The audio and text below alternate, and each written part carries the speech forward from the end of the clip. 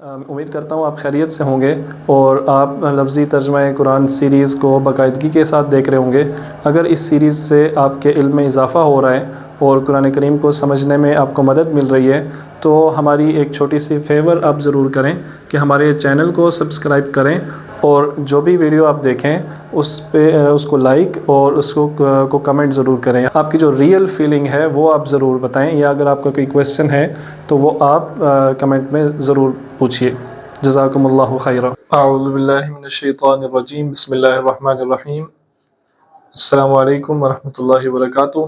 لفظی ترجمہ قرآن کلاس میں آج ہم سورہ بقرہ کی آیت نمبر 69 اسٹڈی کریں گے، تو آئیے شروع کرتے ہیں۔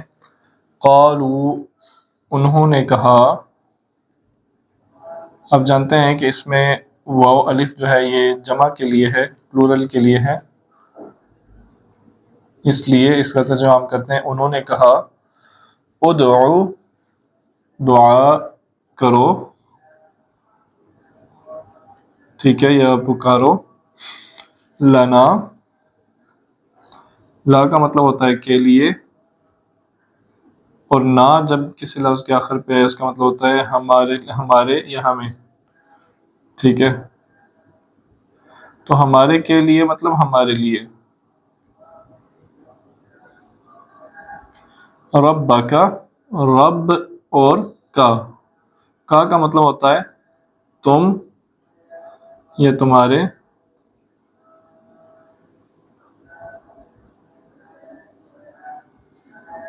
تمہارے رب یعنی تمہارے اپنے رب، ٹھیک ہے۔ ادعو لنا، قالوا ادعو لنا ربک، انہوں نے کہا دعا کرو اپنے رب سے ہمارے لیے۔ یبین، یا کا مطلب ہوتا ہے وہ، بین بیان سے ہے، بیان کرے، ایکسپلین کرے، لنا یہ پھر وہی لفظ آئے ہمارے لیے، ما یہاں پہ ما کا مطلب ہے کیا، ٹھیک ہے۔ لونھا، لون کہتے ہیں رنگ کو، رنگ کلر، ہا اس کا۔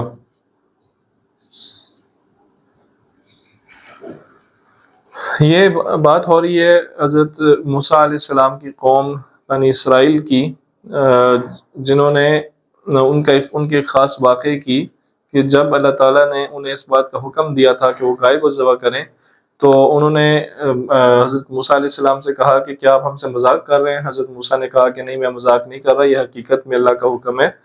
تو پھر انہوں نے پہلا سوال یہ کیا کہ ہمیں اللہ سے دعا کریں اور پوچھیں کہ وہ گائے کیسی ہو، کیسی گائے ہو۔ تو اللہ تعالیٰ نے بتایا کہ وہ پچھلی آیت میں، اس سے پچھلی آیت میں، کہ وہ نہ بوڑھی ہو نہ بچی ہو، چھوٹی درمیانی عمر کی ہو، اور وہ ایسی گائے کو ذبح کریں۔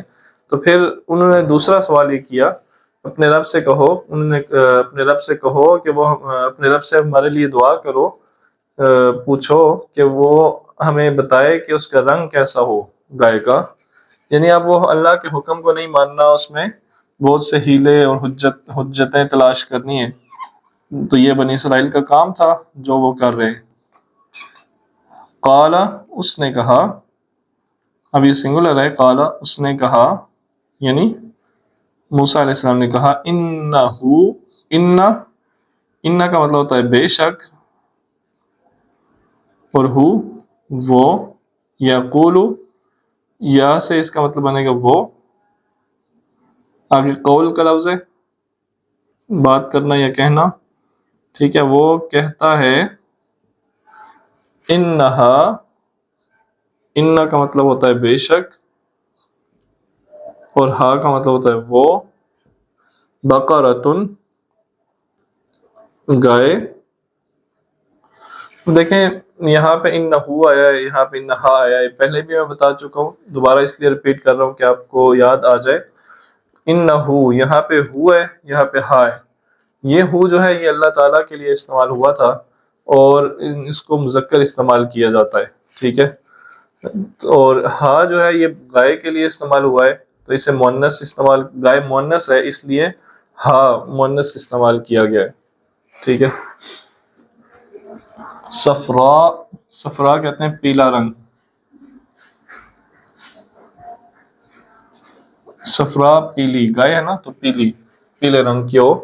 تو یہ جو عربی میں رنگوں کے نام ہیں، کلرز کے نام ہیں، وہ اسی طرز پہ آتے ہیں، اسی پیٹرن پہ آتے ہیں۔ صفرا یہ جو مؤنث ہیں، صفرا، حمرا، سودا، ٹھیک ہے، پیلی، وہ پیلی گائے ہو۔ فاقعن، فاقع کہتے ہیں گہرا، گہرا رنگ،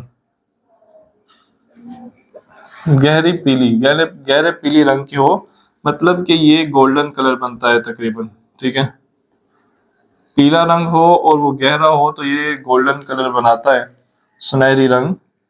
لونہا، اس کا رنگ، رنگ، لون رنگ، اور ہا اس کا، یعنی گہرا رنگ ہو، گہرا پیلا رنگ ہو اس کا۔ تسر، تسر کا مطلب ہے اچھی لگتی ہو،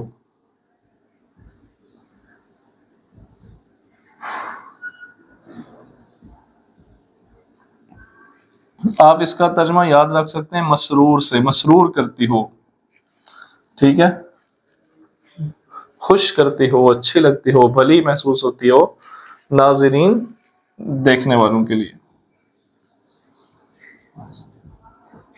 دیکھنے والے۔ تسر الناظرین، دیکھنے والوں کو اچھی لگتی ہو، دیکھنے والوں کو مسرور کرتی ہو۔ تو یہ آیت ہے۔ قال انہ یقول،